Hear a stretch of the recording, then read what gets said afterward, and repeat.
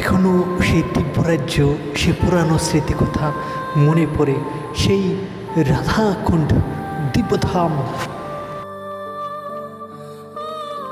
রাধাকুণ্ডের বাস্তবিক পৌরাণিক ইতিহাস শুনলে মনে এক দিব্য আনন্দ জাগে। তো চলুন আমরা রাধাকুণ্ডের ইতিহাসে চলে যাই।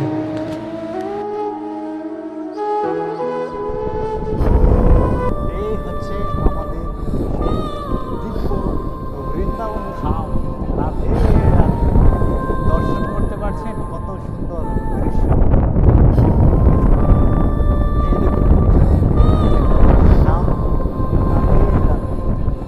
এই যে এখন আমি দাঁড়িয়ে আছি রাধা কুণ্ডের উপরে, কত সুন্দর দেখুন চারিদিকে, দেখার মতো দৃশ্য। এই রাধাকুণ্ড এবং শ্যামকুণ্ডের ইতিহাস এক বিচিত্রময়। ব্রজে একদিন অরিষ্টাসুর নামক এক দৈত্যকে কংস পাঠিয়েছিল। ব্রজে সে অরিষ্টাসুর নামক এক দৈত্য এই ব্রজে হাহাকার শুরু করে দিয়েছিল।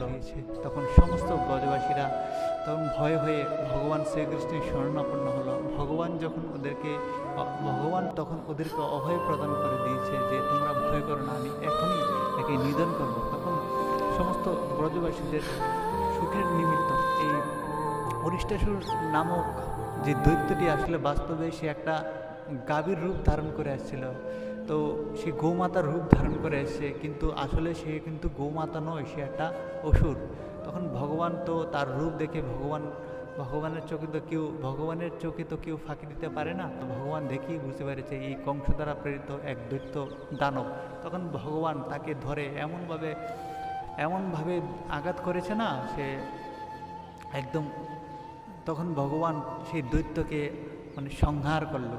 যখন তাকে হত্যা করলো না, তখন রাধারানী কৃষ্ণকে বলতে লাগলো, ভগবানকে বলতে লাগলো যে তুমি তো গো হত্যার পাপী হয়েছো, তুমি তো গো হত্যা করেছো, সেজন্য তোমাকে গো হত্যার পাপ লেগেছে। তখন ভগবান বলতে লাগলো যে দেখো না, আমি তো গো হত্যা করিনি, এ তো অসুর, কিন্তু গাভীমার গৌমাতার রূপ ধারণ করে এসছে, তো ও তো গৌমাতা কি করে হলো? তখন রাধারানী বলতে লাগলো সে তো রূপ ধারণ করেছে গৌমাতার, তবু তোমার গৌ হত্যার পাপ লেগেছে, কারণ বৃত্তাসুরকে হত্যা করায় ইন্দ্রদেবের ব্রহ্মা হত্যা পাপ লেগেছে। তো সেই জন্য তোমাকে, তখন ভগবান বলতে লাগলো এর সমাধান কি? তখন রাধারানী বলতে লাগলো এই ভারতবর্ষের মধ্যে যত সমস্ত তীর্থ আছে, সমস্ত তীর্থে তোমাকে স্নান করতে হবে। তখন ভগবান বলল আমি যদি যত সমস্ত ভারতবর্ষের তীর্থ আছে, সমস্ত তীর্থকে যদি এখানেই আহ্বান করি তাহলে কি হবে? রাধারানীকে বলতে লাগলো। তখন রাধারানী বলতে লাগলো হ্যাঁ, হয়ে যাবে। তখন সমস্ত তীর্থকে ভগবান আহ্বান করতে লাগলো। ভগবান যখন সমস্ত তীর্থকে আহ্বান করলো না, সমস্ত তীর্থ একদম মূর্তিরূপে বিরাজমান হয়ে গেল। আসলে দেখুন, বাস্তবে এই সমস্ত তীর্থ আছে না, যত সমস্ত তীর্থ আছে, এটা ভগবানের চরণের ধাস। তো ভগবান আজ্ঞা করবে আর তীর্থরা আসবে না, তা তো হয় না। তো সমস্ত তীর্থরা মূর্তিমান হয়ে বিরাজমান হয়ে গেছে এখানে, তো এই ব্রজে। তখন সমস্ত তীর্থরা যখন এসে একে একে, কেউ গোদাবরী, কেউ নর্মদা, কেউ যমুনা, কেউ গঙ্গা, কেউ গোদাবরী, যত সমস্ত তীর্থ একে একে অপরকে নাম বলতে লাগলো, হে প্রভু আমি অমুক, হে প্রভু আমি নর্মদা, হে প্রভু আমি গঙ্গা, এরকমভাবে সমস্ত তীর্থ নাম বলতে লাগলো। তখন ভগবানের স্তুতি করতে লাগলো, প্রভু আজ্ঞা করুন। তখন ভগবান বাম পাদ দ্বারা এই ভূমিতে আঘাত করেছে, যার ফলে এখানে একটি কুণ্ড নির্মাণ হয়ে গেছে। এই যে আপনারা শ্যামকুণ্ড দর্শন করতে পারছেন না, এই কুণ্ডটি ভগবানের পাদ দ্বারা আঘাত করেছে বলে কুণ্ড নির্মাণ হয়ে গেছে। তখন ভগবানের আজ্ঞায় সমস্ত তীর্থরা এই কুণ্ডের মধ্যে প্রবেশ করে ফেলেছে। যত সমস্ত তীর্থ এই কুণ্ডের মধ্যে প্রবেশ করেছে, যার ফলে সমস্ত তীর্থ এই শ্যামকুণ্ডের মধ্যে প্রবেশ করায় তখন এখানে একটা কুণ্ড হয়ে গেল। এটা হচ্ছে শ্যামকুণ্ড। তখনই ভগবান এখানে স্নান করলো। যখন স্নান করে সমস্ত পাপ থেকে মুক্তি হলো, তখন রাধারানীকে বলতে লাগলো, হে রাধে, এখন কি আমি পাপ থেকে মুক্ত হয়েছি? বলছে হ্যাঁ। দেখুন বাস্তবে ভগবানের তো কোনো পাপ নেই, এটা লীলার সাপেক্ষ, ভগবান এটা লীলা করেছে। তো ভগবানের কোনো পাপ নেই, এটা লীলার জন্য এই কুণ্ডকে, এই কুণ্ডের মহিমা প্রকাশ করার জন্য ভগবান নিজে স্নান করেছে। বাস্তবে ভগবানের কোনো পাপ নেই। তো তারপরে সমস্ত সখীরা, রাধারানী তখন সখীরা বলতে লাগলো, দেখো শ্যাম কত সুন্দর কুণ্ড বানিয়েছে। তো রাধারানী বলল, চলো আমরাও একটি কুণ্ড নির্মাণ করি। তো রাধারানী তখন কঙ্কন দ্বারা, মানে হাতের যে চুড়ি আছে না, সেই চুড়ি দ্বারা একটি কঙ্কন নির্মাণ করেছে, ছোট্ট একটি কঙ্কন, মানে চতুষ্কোণভাবে একটি কঙ্কন, মানে চারিদিকে একটি কুণ্ড আবিষ্কার করলো, যার ফলে সেখান থেকে রাধা কুণ্ডের আবির্ভাব হয়ে গেল। আমরা যে রাধা কুণ্ড দর্শন করি না, এখান থেকে রাধা কুণ্ডের আবির্ভাব হয়ে গেল।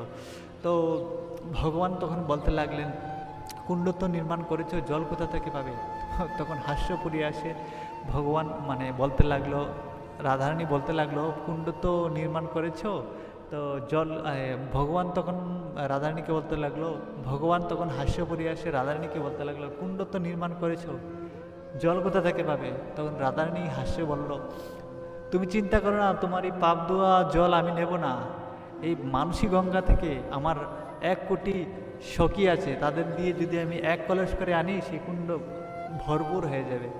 ভগবান তখন সমস্ত তীর্থকে আহ্বান করেছে যে, হে তীর্থ, ব্রজে যদি বাস করতে চাও তাহলে রাধারানীর চরণ বন্দনা করো, রাধারানীর আশ্রয় নেয়, তাহলেই ব্রজে বাস করতে পারবে। তখন রাধারানীকে স্তুতি করতে লাগলো সমস্ত তীর্থ।